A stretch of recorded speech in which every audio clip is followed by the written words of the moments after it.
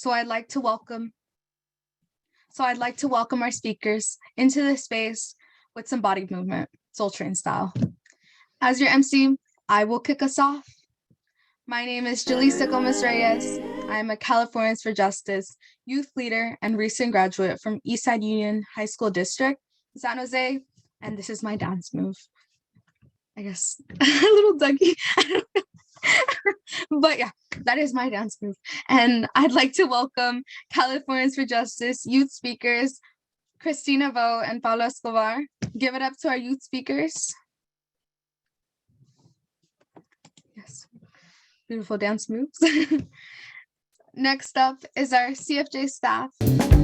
Welcome, Rosa de Leon and Nera Ahmed. You can show us what you got. Okay, okay, Nera. Rosa. Thank you so much. So now let's give it up to our UCLA Center for Transformation of Schools. Please welcome Miguel, Cassaro Rodriguez, and Dr. Angela James. Okay, UCLA, okay, I see you. So give it up for Miguel and Dr. James. And finally, we have Eastside Union's very own Superintendent Glenn Vanderzee and Dr. Miguel Kirst, or Mike Kirst, sorry, the godfather of LCFF. Shout out to Glenn and Kirst with some of those dance moves. All right, everyone, show some love for all our speakers, and hopefully you're out there dancing along with us. Once again, thank you for joining us in celebration of the release of the latest case study from UCLA Center for the Transformation of Schools, Nothing About Us Without Us, a local control funding formula case study on Eastside Union High School District. Before we dive in, I'd like to introduce myself once more. My name is Jaleesa Gomez Reyes, and my pronouns are she, her. I will be your MC for today. I first became a student with Californians for Justice my sophomore year at Independence High School. I joined CFJ with a group of friends after we saw a flyer for the club's first meeting of the year. I was attracted by the different topics that were covered at the meeting, but I really stayed because of the people I met. And now, I would like to hear from all of you. Hopefully you've had some time to introduce yourself in the chat. If not, you can do so now. To ground us in today's conversations, we're creating a word cloud together to answer the following question. What does it feel like to be seen, heard, and valued? You can go to menti.com and enter the code 89072583. Our chat moderator, Jamila, has also dropped the link in the chat.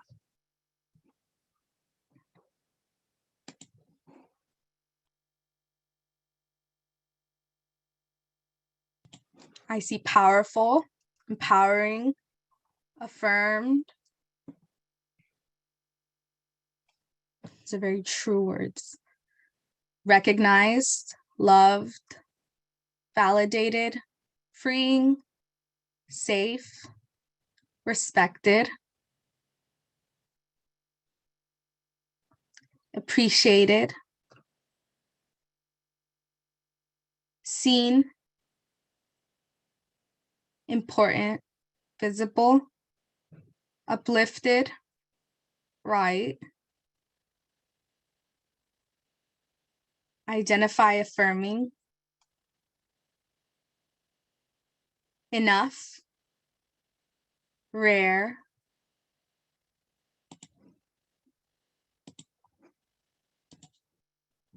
belonging, known, refreshing, understood, honored. Some of these are really hitting straight to home. Unique, genuinely engaged,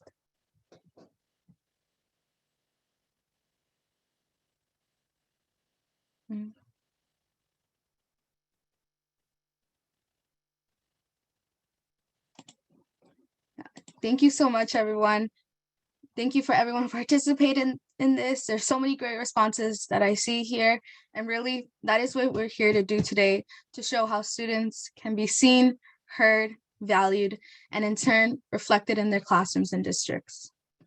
To help illustrate the student power, the student voice, or the power student voice has to transform schools, we're going to play a short video highlighting the amazing work of our district allies and youth leaders here in Eastside Union High School District.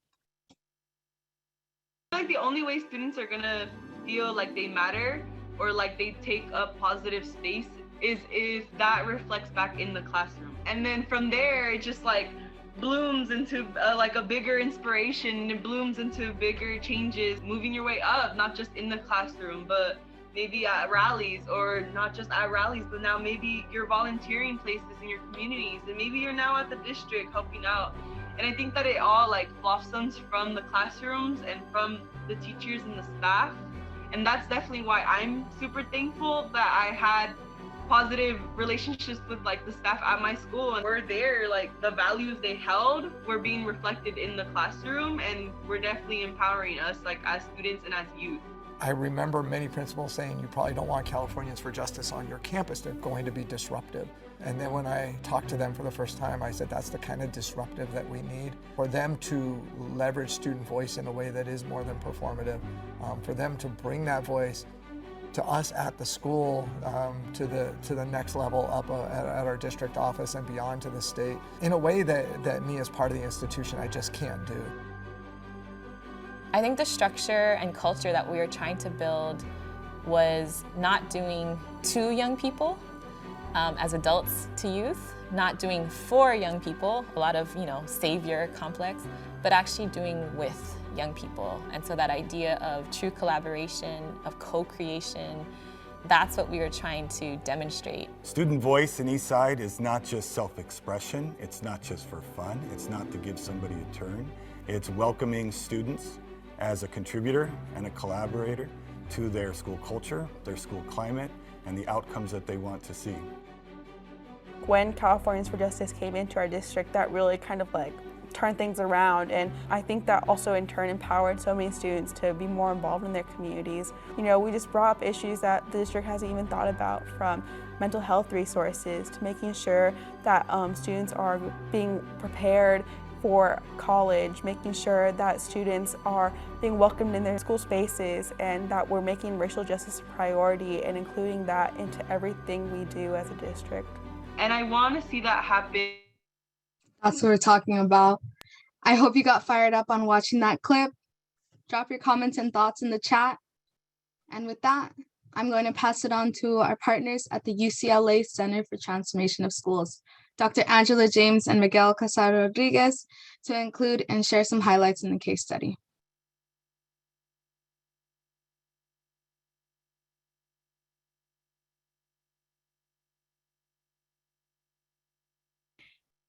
You're on mute, Dr. James. Well, it would help if I unmuted myself. I'm Angela James, and I'm Research Director at the UCLA Center of Transformation of Schools. And I'm just really pleased to be here this afternoon.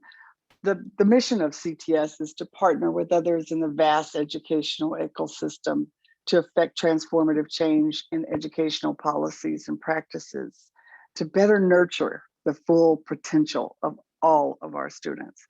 So we're committed to conducting research which helps challenge various stakeholders to truly see the potential and to responsibly dismantle any deficit-oriented beliefs in order to achieve more equitable outcomes for historically underserved student population. That's our commitment. The case study upon which this report is built focuses on Eastside Union High School District in San Jose and their particular leveraging of the LCFF local control funding formula, which was intended to improve local control and accountability in education. Often folks are referred to as high need, but we refer to them as underserved students. And our goal is the goal of LCFF, and our goal at CTS is to see those students the kind of services that are delivered to those services improved. Our research findings breathe life into the dictum that those closest to any problem are also closest to any solution.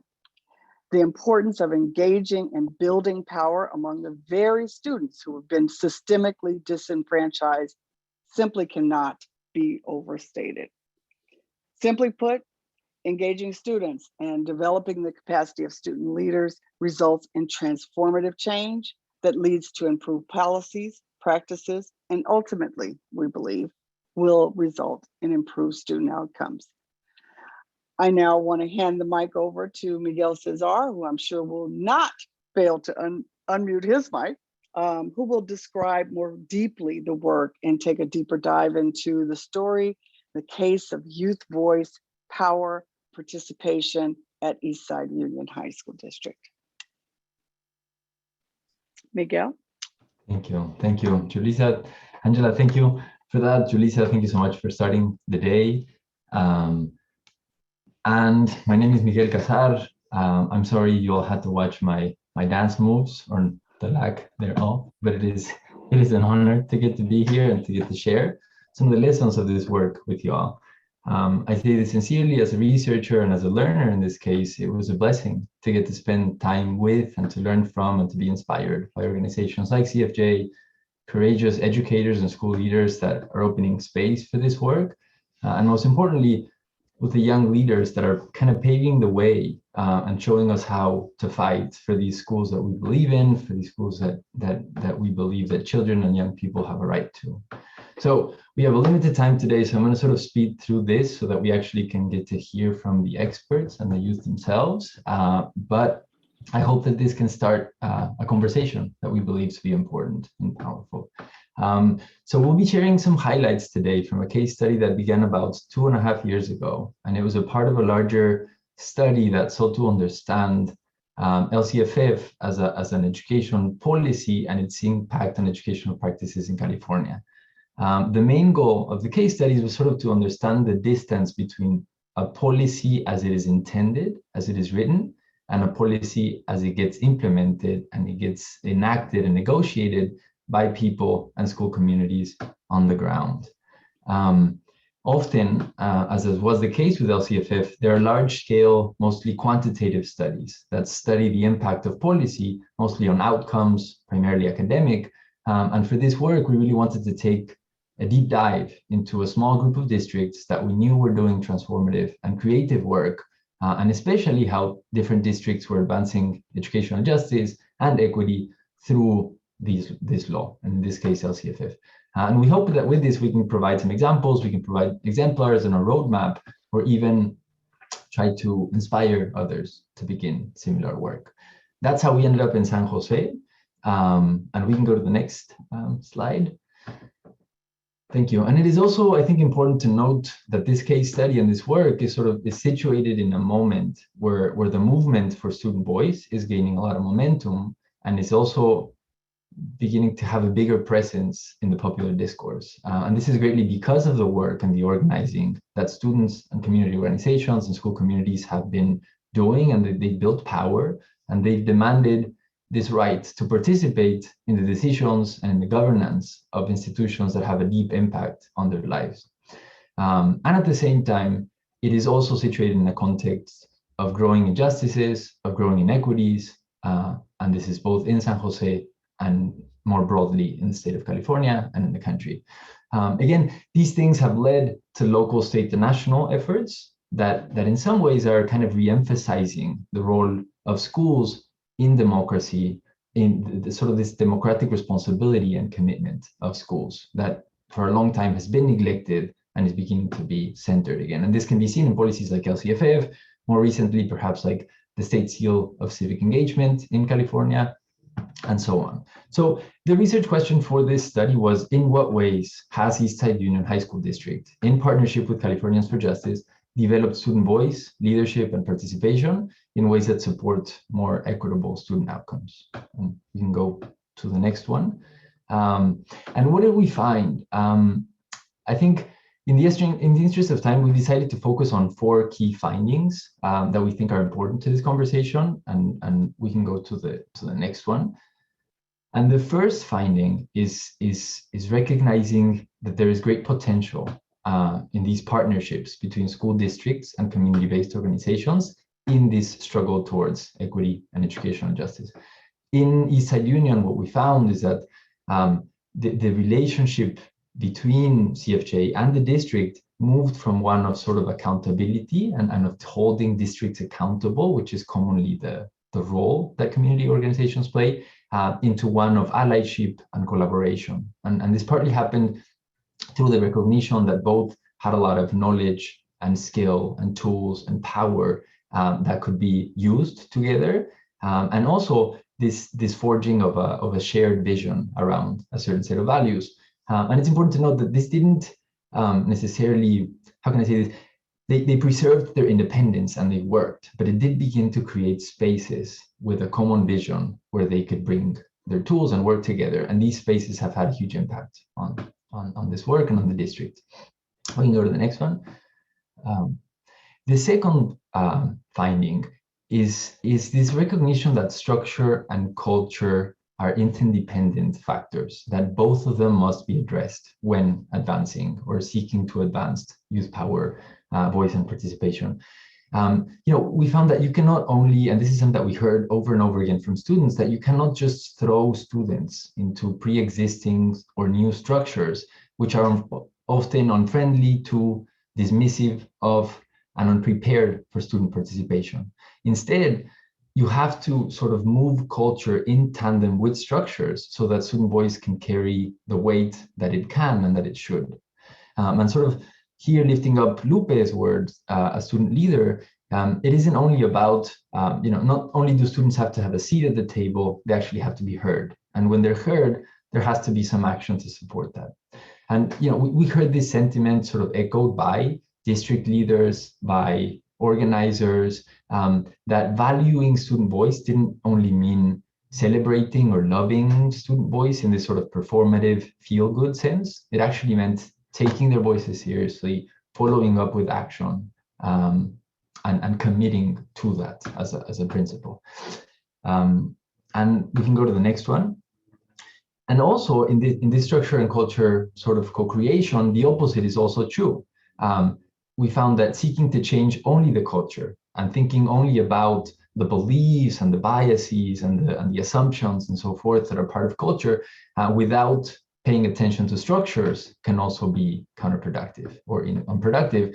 And this is especially important when trying to address systemic inequities in and outside school, especially in a context where Black, Brown, Indigenous, and other groups of marginalized students have been systematically disenfranchised by structures, right? And to this point, we wanted to lift this as an example. Often we only think of structures as having a student council or having a student seat at the board, right? Like these more sort of like tangible structures. But we found that structures here also meant thinking about tools, thinking about protocols, right? And one of the things that, for example, we hear here from one of the student governing board members is that in the beginning, there was this structure, but they were sent to these meetings, but they were not necessarily ready to participate in these meetings effectively, right? And she's saying, like, before we were equipped just before the meetings, and it was, if I was to go to court tomorrow, I would not be ready, right? So this idea that creating the space is not enough. We can go to the next one. The third finding that we wanted to lift up is sort of this idea that engaging in these types of spaces changes people. It doesn't only changes things. It's not only good for the district and for the and for policy. It's also good for people, and it changes people. And especially in youth, we found that it fostered sort of like a shift in their civic identities and their engagement with their own education and their educational trajectories. And we often have this vision of education for democracy, where we think we prepare young people or people for their future participation in democracy, right? This sort of confines the democracy to something that is taught as a set of skills or as a set of knowledge that you need to know to participate in the future, rather than democracy as a practice of daily life and something that happens, that focuses really on the how. And I think this was central to this work, and we found that when you create opportunities for young people to when you honor their power and their participation, this is not only good for the district, but they also began to change how they saw themselves in relationships with their context, right? And we see, for example, here like Gabby's words that speak to how one is how often what young people experience and what they believe, and these questions are silenced by school systems. The empowering notion of when they are able to voice these, but also this bigger, like, these are our schools, right? And we gain power to take back our schools. So the sense of ownership over schools and their schools. And lastly, I think that it's really important here is that she also, and we hear this over and over again, there was this resistance from youth towards being understood, as Gabby put it, as only academics, right? And this right to be recognized as whole people. And I think also really important to this point around civic identities and civic engagement, we saw that as young people participated in these spaces, they moved towards what some people would call sort of like a justice-oriented identity. It was really powerful to see students ask questions, for example, about who is missing in the room, who is actually being pushed out of these spaces, who's often not a part of leadership spaces. There was this really interesting dialogue between students from different schools who began to recognize inequities across schools and between schools, and began to ask really hard questions about those. And again, this was sort of like a very generative process in which these questions, they began to push, and they began to recognize and push against racial injustices, criminalization, right, the lack of access to mental health resources, and many of these things as issues of equity. All right, we can go to the next one. And then the last finding that I want to lift up is that, again, we often operate in schools under these assumptions that if we were to give young people power, or we entrusted them with power, they would act sort of like selfishly or irresponsible, right? A lot of the logics of schooling are about coercing young people, about punishing young people, about controlling, making up rules. And what we found is that when entrusted with this power, youth leaders not only defied these expectations and beliefs about them, but they took this work and sort of like it took a life of its own. We can go to the next one. We don't have enough time to talk about really like the impact or the specifics that we found. We recognize that the real impact of this work lies in how it's changing relationships, changing culture, changing structures, right? Like this how it's changing the fabric of schooling, and that's really where the impact lives. But we did, in the case study, divide the impact on sort of like three buckets. One of them is how student voice has affirmed and supported the work of the district. The second one is around how students have added specificity and nuance to the work of the district. And the third one is how they brought new, creative, and sort of like innovative ideas to the work. And we can go to the next one. I think I'm still good on time. And lastly, and something that is important, is that this work surfaced important challenges, that there are also opportunities, but there are things that we believe we need to grapple with when moving this work forward. And first is that there's deep contradictions between the principles and the values of empowering young people and this democratizing of school practices and actual school practices, structures, and cultures. We heard students over and over again say, we are told here that our voices matter, but then we go to another place where voices do not matter. Or we are encouraged here to ask questions, but then we are punished for asking questions in other spaces. And again, this happens at multiple levels. Second is that school systems have to address these deficit-oriented beliefs and assumptions about students, and especially Black, Brown, Indigenous, and other groups of marginalized students. And third is that there is a reluctance of school systems for transformative change that we know is required to make some of these changes. So I think, you know, and here we have the words of Teresa, and I'm gonna do this quickly because we have 1 more minute left, but you know, leaders themselves, students, organizers, they recognized how because this work began to generate and to push back and to ask difficult questions, it bumped into the resistance of certain systems that are resistant to change and certain institutions. We can go to the next one. And I think as a conclusion, this district really showcases this amazing work and the legacy of all this work that has really moved the district from this place where people wondered whether this was the right thing to do or whether it was going to have an impact, to recognizing that it's transformative work for young people and for adults. And just to end, I wanted to leave us with a question that kept coming up for me as I was doing this work and learning from the young people that are leading this work. And that is perhaps that we needed to shift our focus, not so much on how to empower students, but how much we actually need to recognize and grapple with all the ways in which we're stopping students from participating, asking questions, and using their power to create these better and these more just worlds. And with that, I leave it to you all. I hope that you all get to see the case study. There's a lot more detail, there's a lot more examples. And cool.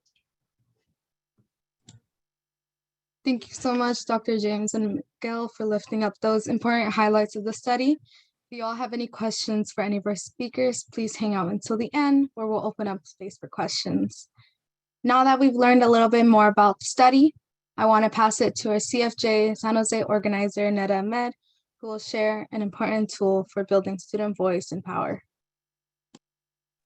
Thanks, Julissa. And thank you so much, Dr. James and Miguel, again, for sharing the highlights of the study.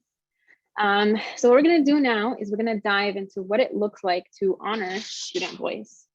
This means uplifting student voice. And it's not something that we do as a favor to youth or a privilege to them. Rather, shared governance should be something that is reframed and seen as a right for all students who are the primary stakeholders in the education system.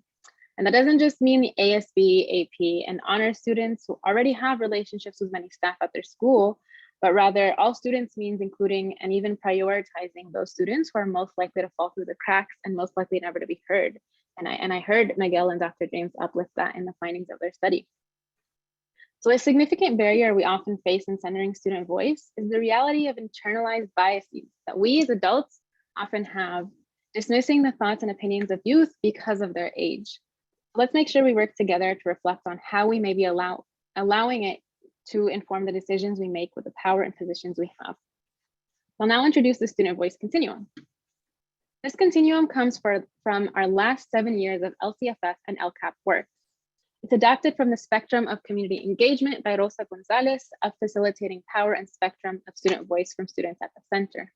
The continuum is about how we move from engaging youth as bystanders to engaging them as part of shared governance, which is our goal. The first two columns on the left, inform and consult, are inform and consult. Inform is when you're just telling students about decisions that are being made, and consult is when you're just getting their voice without the students themselves being part of shaping that input process or knowing how you're gathering the input. So examples of this would be activities such as sending information out on School Loop, creating like forums to hear student input, or even sending out surveys. Our next two columns are involve and collaborate. These rely more on structured, permanent decision-making spaces that youth are invited to. Involve ensures that youth needs and priorities are part of the process and the solution. Collaborate ensures that youth capacity to play a leadership role in the design and implementation of decisions is being made. Activities and examples of these two include youth advisory committees, students on school-wide decision-making committees with adults, youth as members of boards or school site councils. Finally, we have Lead Together on the very right. And the impact of this type of student engagement is reaching ownership. In Lead Together, you've created an environment and an institution where democratic participation and equity exist through shared leadership and decision-making. So examples here would be participatory budgeting, youth-led funding decisions, youth-led initiatives or campaigns. Lead Together is distinct because you've moved from creating spaces for youth to share and be part of the discussion to creating a standard where youth are part of the decision-making and leadership within the system. In Lead Together, students have power over both the decisions and the implementation. The benefits of Collaborate and Lead Together are two columns on the right, are that you get to the heart of the issue. You aren't just hearing from students their different experiences with different issues, but you're actually providing them with the tools as well as the power to shape the solutions. This is especially powerful and effective when you intentionally include the most impacted students. You're also building the capacity of the system and the people to do shared governance, which shifts hearts and minds. Final thoughts that I want to share are that it takes a lot of imagination and courage to move through this continuum, right? It's not easy. It may take time to get where you want to get. And we may not yet be at ownership, but we do need to continue intentionally creating and institutionalizing student discussion and decision-making spaces to ensure that student decisions and input are honored. Otherwise, we risk falling into the perils of tokenization. So thank you all so much. To access your own copy of the Student Voice Continuum and learn more about CFJ's professional services and resources, you can visit our resources page on our website. One of the chat moderators will be dropping a link in the chat. Thank you all again, and I'll pass it back to you, Judisa. Thank you, Neda. Thank you, Miguel and Dr. James, for sharing highlights from the case study, and Neda for sharing the Student Voice Continuum as a resource. Now we're going to hear from our own Eastside Union High School District Superintendent, Glenn Vander Zee, who will share his perspective and his experience as part of the case study. What I've heard about Superintendent Vander Zee is that he is funny, friendly, and really makes students feel welcome and comfortable in district spaces. Well, I'll try to be funny and friendly with that setup, but I really want to thank CFJ for the partnership over the years and also for the Center for the Transformation of Schools for the invitation today. Here in Eastside, we're looking to build equitable communities. And we're looking to do that by making sure that we welcome all students as they are. 2, that every member of our community is known for their strengths and areas for growth, whether that's academic, whether that deals with social emotional learning or wellness, so that we can, as a system, positively respond. We've been responding for years, but to positively respond. And the goal is so that all of our students and members of our community can engage in classroom and school-based activities. That's full engagement that leads to full participation in Silicon Valley in the future.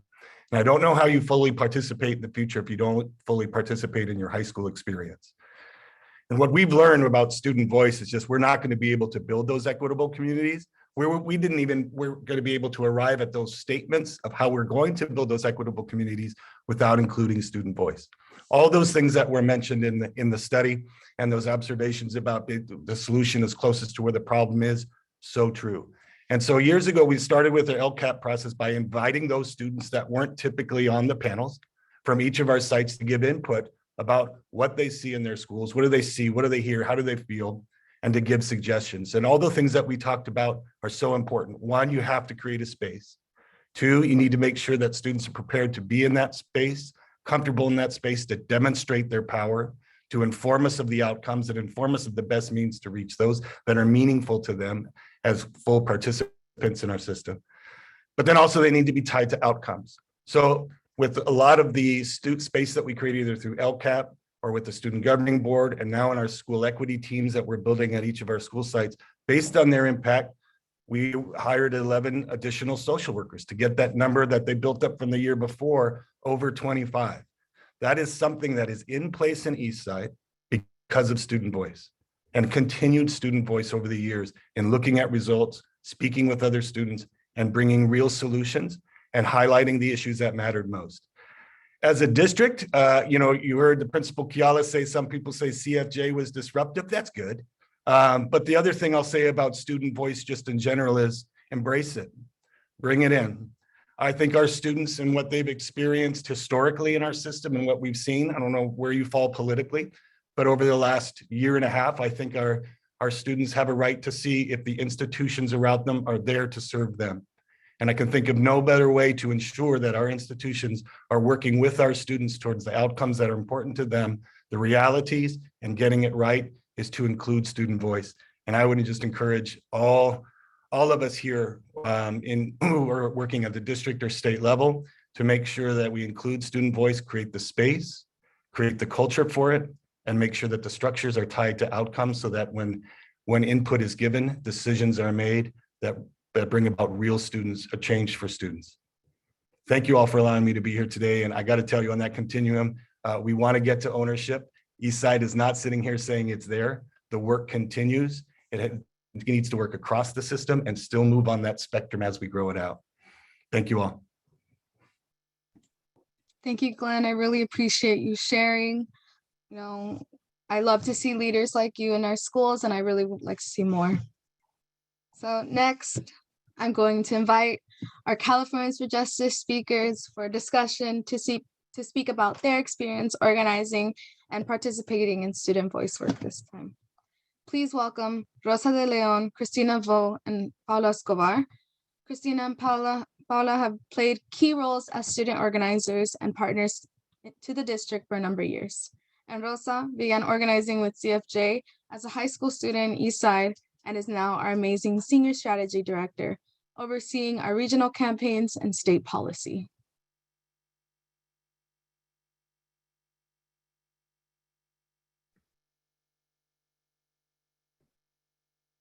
Hey everyone, do I see Paula and Cristina?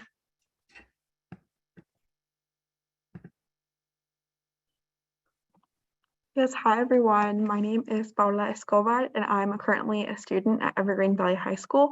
I also serve as a student board member for Eastside Union, as well as act on the CFJ board of directors and just have been involved with the CFJ San Jose chapter in general. Hi, I'm Christina. I go by she, her, or they, them pronouns. I'm actually an alumni, so I graduated from Eastside High School Union District last year, and I'm currently a first year at USC, and I'm also an alumni for CFJ as one of their youth leaders. But yeah, thank you so much for having me here. I will be moderating the small little Q&A and be talking about our experiences. So the first question is, what do you think was powerful about what happened? And I'm gonna direct that to Paula. I feel like what the main focus was for all this work was putting students at the forefront of everything. And that is especially important in the case of education because, education is always like known as like a great equalizer. However, I think education is even more than that. Education holds the power for us to really think critically about the issues around us, as well as give us a space to explore different topics and ideas. And with that, I know like people see schools as such a safe haven for community and belonging. And so with so much of a priority on education, it's so essential for student voice to be at the very first, like at the very forefront, because we're the ones that are most impacted by policies. And so when we have like the power to make change, it's like we actually like use it as a force for good. And I always see how so many students are really excited to be involved in their communities. And I feel like it's really important to target underrepresented student groups because that's when we'll see the most change. That's when we will see the issues that we don't really hear about that much because for years, like those students have never really had the opportunity to speak up for themselves. And so I think when we talk about student power, not just student voice, we're actually able to see change and put priority on what student needs are, as well as what we can do to improve our school climates and make sure that our classrooms are inviting. And I think that, I mentioned previously, like when you think of someone involved in student leadership, you think of someone who has a perfect 4.0 GPA, someone who has a lot of like money, someone who is able to like speak well, communicate well with their teachers. However, like we really need to be focusing on the students who don't have those same privileges and those students who have never been invited to the table to talk about their experiences with education. And when we actually focus on those students, that's when we're able to really see the lived experiences that come from our educational policies, and the material experiences will enable us to catalyze change and also promote racial justice because we're actually like seeing how students of color are impacted by the systems. Beautiful. Rosa, do you want to add on anything? Yeah, thank you, Paula. Couldn't have said it best. Definitely want to build up on your comment of keeping students at the center. And I want to say that the student engagement work started there, right? Keeping students at the center. And there was a lot of experimenting and like being brave to step into spaces and being like, we're gonna bring students to make decisions on budget, right, in our district. I think it took a lot of commitment on student leadership and student voice, both from administrators in the district to be like, yeah, we're gonna bring students to these spaces and share decision-making spaces with them, from us as organizers too, right, to being able to see the district build more of a partnership of accountability, right, versus like at the beginning, we were like organizing from the outside. So getting to this point of like really recognizing that we're all there, we're organizing, teachers are teaching, right, admins are leading, schools all in mind of having students of color succeed in our schools. So definitely that is one of the highlights. I also want to mention two key highlights. The transformation, like it's great, the wins that students got through the LCAP, and Glenn mentioned some of them, right? Like social workers, right? There was additional counselors that were invested on. But so one of the things that I want to highlight is, in addition to that, the transformation that happened for students that were part of this process and for adults that were part of this process, in shifting their perceptions about each other and seeing youth leaders as decision makers and honoring their leadership in this process, and really seeing each other as partners. That was powerful. And I think it made an impact definitely for students, not only in that process, in that space of the LCAP, but in the long term, right?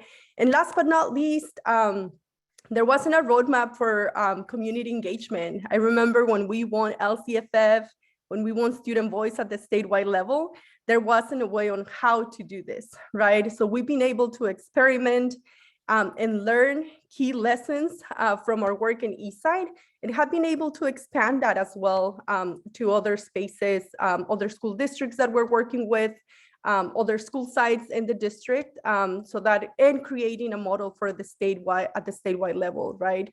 For the community engagement initiative that was adopted in 2018, Eastside provided a lot of lessons learned there. And I will just add one more thing, which I think Gigi asked a question about how to center marginalized students. You bring them on board, like you purposely engage students that we need to hear from in designing, right, these processes and figuring out what works for them. Like that is the way, and we've been learning a lot about that, right? So doing that work, that additional step of bringing students to the space to design what this should look like for them and for their peers. Thank you so much, Rosa. And I think that makes like for a perfect segue into your next question, like how do we ensure equity in our student voice work? And what is the impact of centering race in particular, like you said, especially marginalized communities? Paula, do you want to answer first? Yes, so centering equity, especially racial equity, is like the essential facet for initiatives like this to work. When you center, when you uplift youth voices of color, you basically like are covering so much ground, and I think that has so much power to build so much momentum. I see that in my own district when last summer when we were talking a lot about implementing a mandatory ethnic studies curriculum. There's conversations about getting police off campus, and all these initiatives were very much student driven. They were and these were like initiatives that were directly impacting students of color. And when we kind of talk about these issues, you see that the correlation that race has to education, and especially in the Eastside Union High School District, if you look at it, there is a clear disparity in who gets suspended, who does not complete A through G requirements.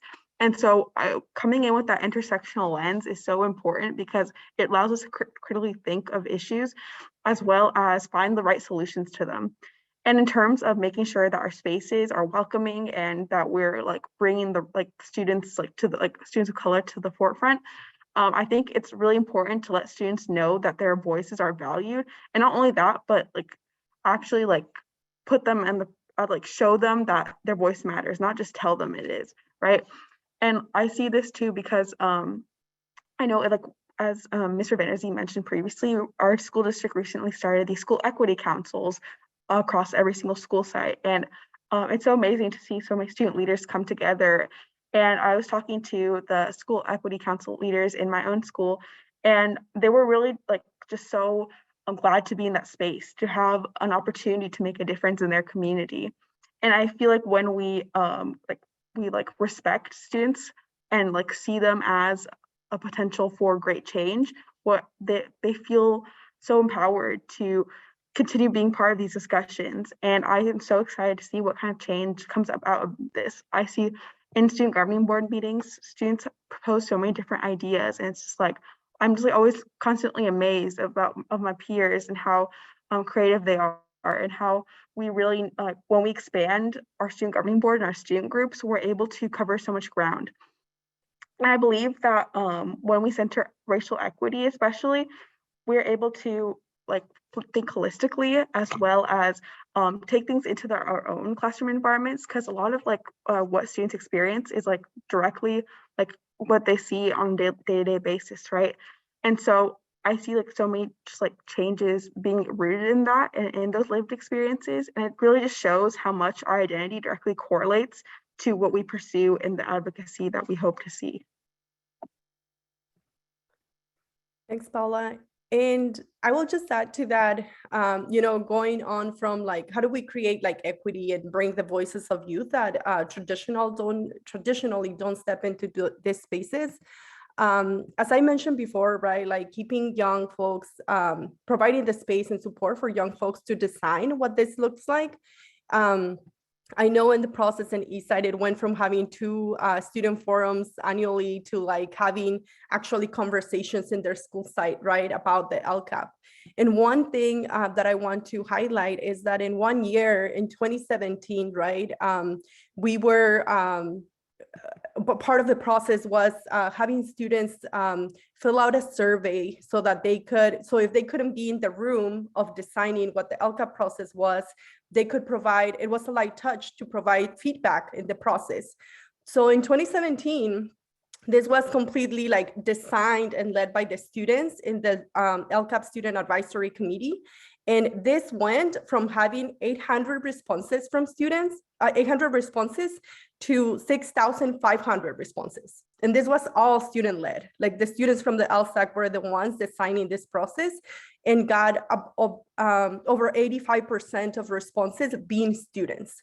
So they were reaching out to their peers. They're the ones on the ground and know really how to make sure that we connect with youth, right?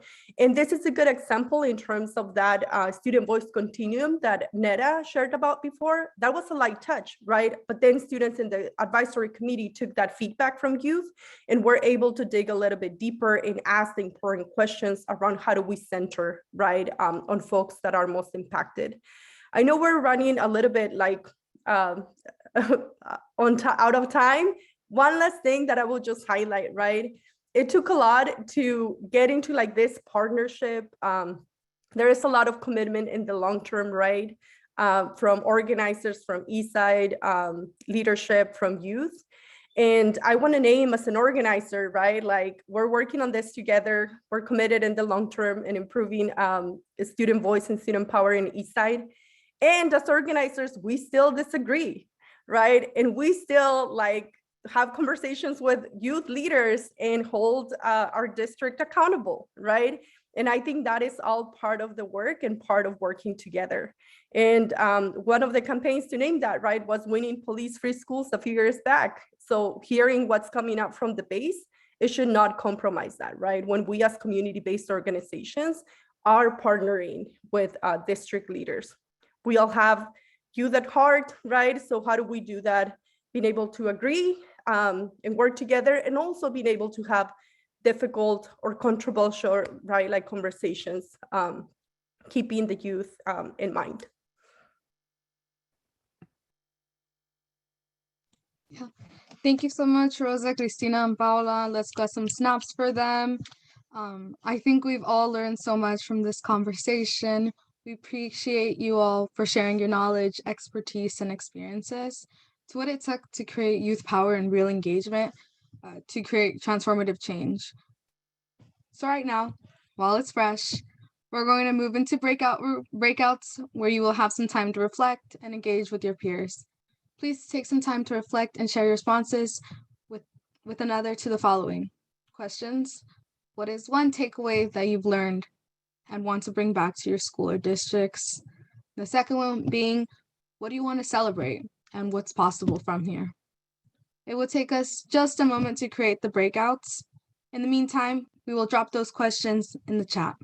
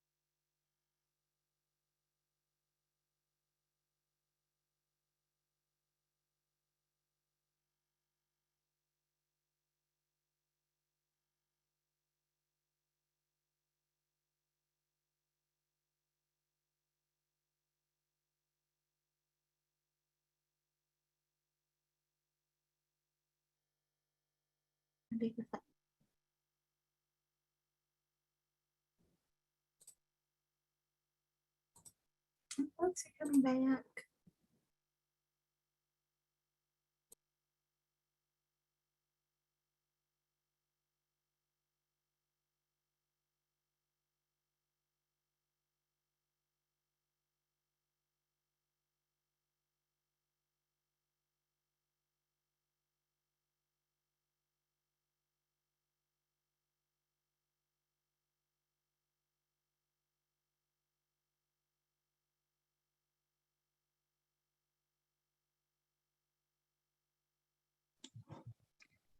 Welcome back, everyone. How was that? If you could please share your reflections in the chat. That's awesome. All the discussion you had and everything. Share it in the chat, please.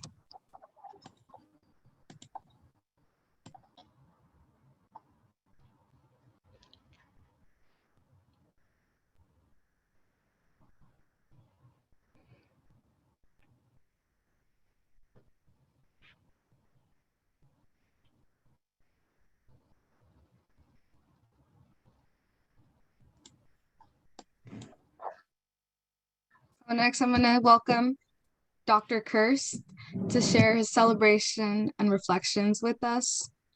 Dr. Kirst is often called the godfather of LCFF and was president of the state board when CFJ students won our Student Voice campaign in 2014.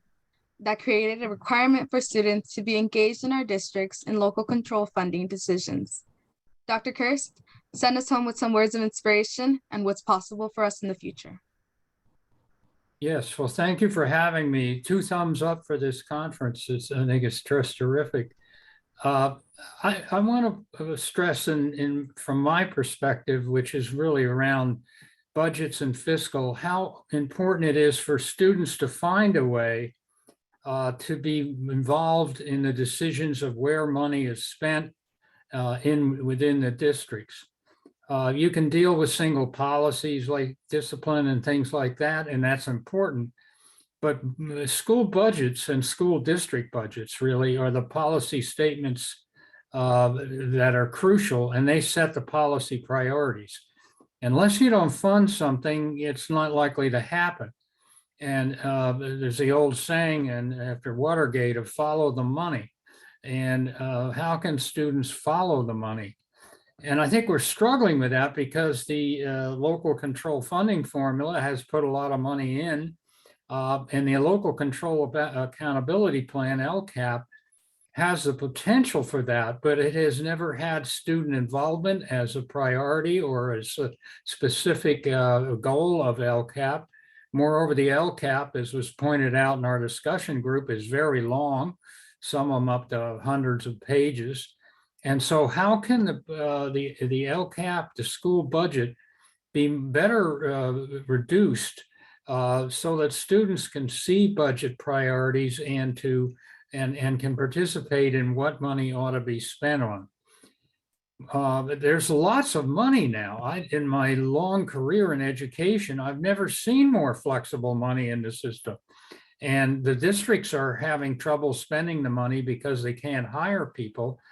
Therefore, something can be budgeted and you think you won, but they can't hire any mental health people.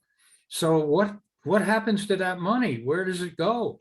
And does it ever go to what you thought it would go to as student participants? So I think there's a real need now to think through what the student role is in budgets, but money priorities, spending priorities, tracking and evaluating whether the money got to the right places that it was budgeted for. And of course, there is a bill now that is going to include student member formally on the LCAP, and how that is designed, I think, is very important. So my overall theme would be that that the budget is a crucial. The LCAP is a possible way to do it. But it's difficult under the current structure. We need more student participation in budget decisions. And by the time this budget gets to the school board, it's already largely bargained out. So students have to figure out where the money decisions made at somewhere in the process, not at the very end. Thank you for having me. Thank you, Dr. Kirst. I really appreciate it. It's truly inspiring and transformative to hear you. And I want to say thank you to everyone for letting me be your MC for today. I'm truly inspired by what we've seen and learned, and I'd like to share my own reflections about what's possible when students and adults are co-conspirators in the work to transform our schools. During my time as a student in the district and youth organizer with CFJ, I learned that students have so much valuable experiences. Our voices can be used to take action on things that affect our day-to-day lives and create a ripple effect of transformation. One example of this is during my time at the district, I was able to participate in interviewing students about their own high school experience and gain more of an insight on what students in our schools and communities go through. Those interviews resulted in CFJ wins in last year's budget, from wellness centers, more access to therapists and social workers, and a restorative restart to a fall reopening.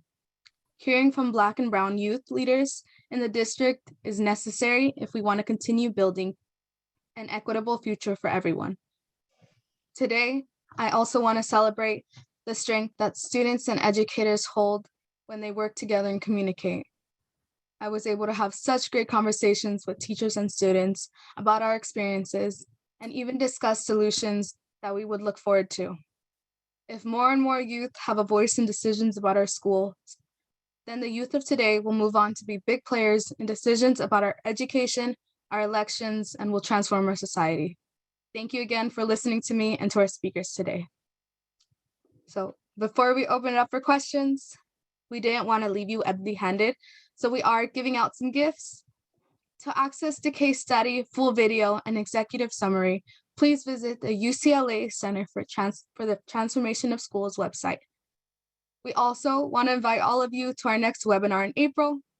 We will be sharing our learnings from supporting schools to move through what we call an equity transformation cycle to advance racial equity by leading with students. This model comes from our partnership with coach and educator Shane Saphir, and we've been experimenting through a professional learning network with 5 high school teams in Long Beach Unified School District. We hope you will join us. We will email you more details as the date nears. Thanks all for participating and hanging out with us till the end. And for those who are able to stay for some questions and answers with our speakers, we'll open up the chat now for any questions you may have. I would also like to invite CFJ's Director of Strategic Partnerships, Erica Prasad, to help us moderate the questions for our speakers. Yeah, hey all. Thank you so much for joining us today. Thank you, Julissa, and to all our speakers. Please feel free to drop your questions in the chat.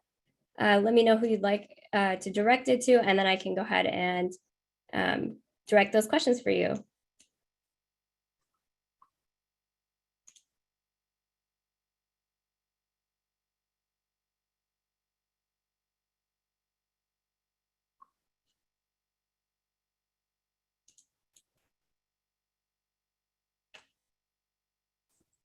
All right, so we've got one here from Maud. How has the process for student participation changed since and during COVID?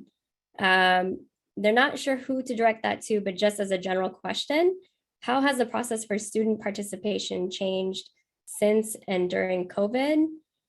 Maybe we can direct that to Rosa if you want to respond to that, or any of our speakers, but maybe we can start with Rosa.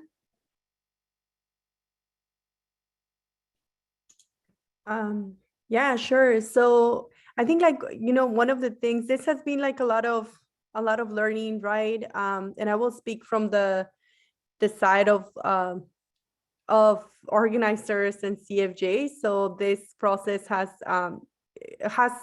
moved most of our work to be remotely, right? And we have continued to work on campaigns that are centered on student voice, and identifying like what would that look like. It has been either like, doing like surveys with students or having one-on-one conversations with them as part of like the organizers. I know there was some pause like in terms of the LCAP process, and I'll let Glenn maybe like speak a little bit to that and what has happened. One of the pieces too is that the LCAP process prompted us to figure out other ways to engage students in other processes in the district, like the budget advisory committee, right? Like that is another space in which students have been able to also participate virtually when they're trying to figure out what are budget priorities for the district. Yeah, so some of the work, as you know, because of COVID, regarding LCAP and some of the rules and requirements challenge, but really Zoom has been kind of wonderful, and people learning how to meet remotely, and that we were able to hold a number of meetings and with student groups last year, and we'll continue to do that this year. What's also been good to see is that our student governing board, when they meet, we meet over Zoom, and they're getting really good at sending out the information and reminding people through other platforms, just reminding about the availability of our wellness centers and how to refer, how to get themselves there or refer a friend, which is fantastic. But COVID's also kind of changed what students are also looking at.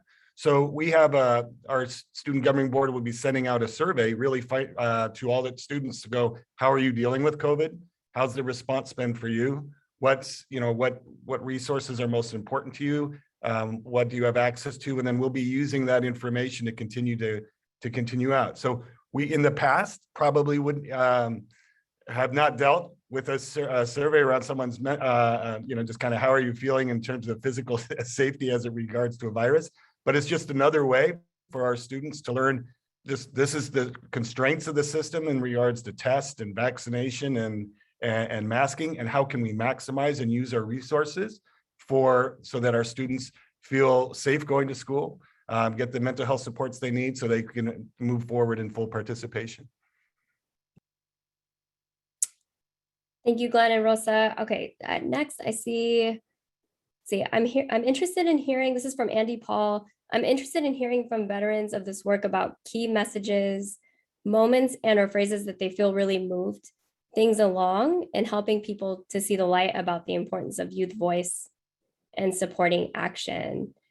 Again, I'm not sure who wants to take this one from the speaker side. Maybe we can hear from, I don't know if one of our youth speakers would like to take this or our CTS team. Yeah, I can take this question. So I would say that something that was like very like a phrase that I think that has kind of followed me along as I got involved with the student governing board and other advocacy groups was kind of like the concept of I see you versus I'm watching you, right? And I think that especially in terms of like when we're talking about like restorative justice and how like we need to decriminalize students and how we need to stop the school to prison pipeline. I think that's so important. And these conversations kind of keep popping up in the school district as well as like the student governing board. And I think that also kind of relates to student voice. Like we don't want to be in a space where like the adults think they're like better than us and like we're just there as like a token just to say like that they have like the student voice checkbox, right? So I think like that and like actually like valuing us is something that like I think that is like that phrase has just like really been representative of like what I kind of like the support I hope to see from like these groups and like how students really need to take how students can like feel after that and how empowered that they can feel when they go back to their classrooms. And I think like a key moment was just seeing like just like the celebrations of our success. As mentioned previously, like getting police off of our campus and priority of mental health resources, as well as like implementing an ethnic studies curriculum. I feel like as a Hispanic Bolivian woman, that was just like so powerful to see, and I'm so excited to like for that to be implemented and for students like me who come from a similar background to feel represented and to feel included in their classrooms. I think that is just so like amazing to see, and it really gives me so much hope for the next generation of youth leaders and what we could continue pursuing. Yes, Paula, that was amazing. I one of the lines that got lifted up in this chat is I see you versus I'm watching you, right? Thank you, Paula, for that response. Let me see here. I think we have time for maybe one more question. Let's see. Are there specific strategies, activities, or curriculum that has been impactful engaging youth who aren't historically chosen for leadership roles? I'm going to pass this on to my CFJ teammates to see who would like to respond to this. Maybe our CAP team.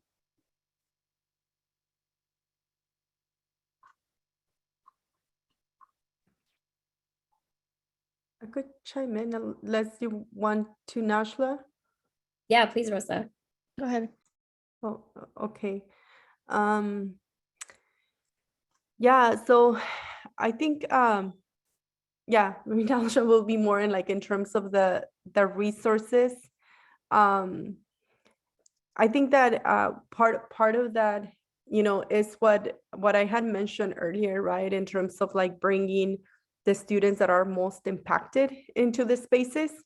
I think like sometimes what prevents us from going there is like perceptions that we're holding as adults, right? Like knowing that we or thinking that we know like all the answers.